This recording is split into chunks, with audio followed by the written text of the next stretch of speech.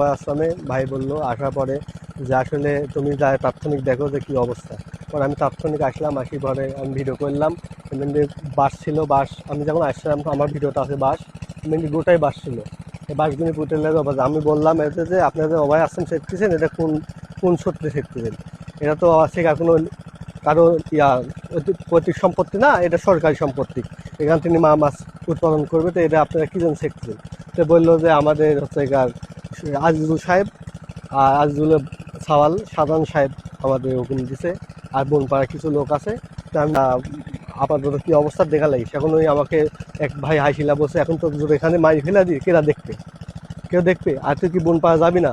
তা আমি কোনো, আমি আইছি আমার জনস্বার্থে কাজে, আমি ভালো কাজে আইছি। আমার মা মাছ মারতেছেন আপনারা, আমি এই উদ্দেশ্যে আইছি। আমি তো আপনি খারাপ কিছু বলি না এখানে। সেখন সাধারণে বেটা বলতেছে তোর যদি কোচের মধ্যে পুঁটি থুই, কে দেখবে? আমার ফোন টোন কাইয়ে দিছে। কাইটাই লিয়া পরে এখানে এক চাষা ছিল, ওই চাষার সামনেও কথা বলছে, অনেক অনেক মুখামুখি করছে। আমি কোনো মুখামুখি বলি না, আমি একা ছিলাম।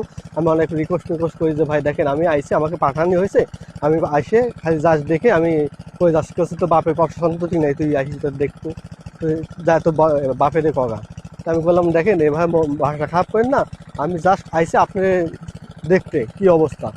আমি আমার পার্কুলের তরফ থেকে আপনার কাছে কোনো অনুরোধ করতেছি, আপনি তদন্ত করে, যেটা অভয় আশ্রম, আপনারা তদন্ত করে এই জিনিসটা তাৎক্ষণিক বন্ধ করে দেন। এরা বলতেছে এরা হচ্ছে কোন ডিটে কাগজ দেখায়, গতবার ওই ডিটে কাগজে দেখাইছিল, গতবার এই ডিটে কাগজ দেখানি পরে ওরা মারতে পারে নাই, ওইটা ভুয়া। সেনাবাহিনী এসে ওরা তুলে নিয়ে গেছে, শ্যালো তুলে নিয়ে গেছিলো, অনেক টাকা, অনেক মানুষজন আইছিল, প্রচুর লোক। আমার এই লোকজন আরও আসতেছে, পার্কে অনেক লোক, এখন তো লোক এখানে নাই, আর পার্কে অনেক লোক। এটা গত বছরও এই টাইমটাতেই সেট লাইছিল, সেনাবাহিনী আসি পরেই উদ্যোগ করে দেওয়া হয়েছে। এবার এরা রাইতে আসি মারতেছে, আমরা কেউ জানি না এই বিষয়টা।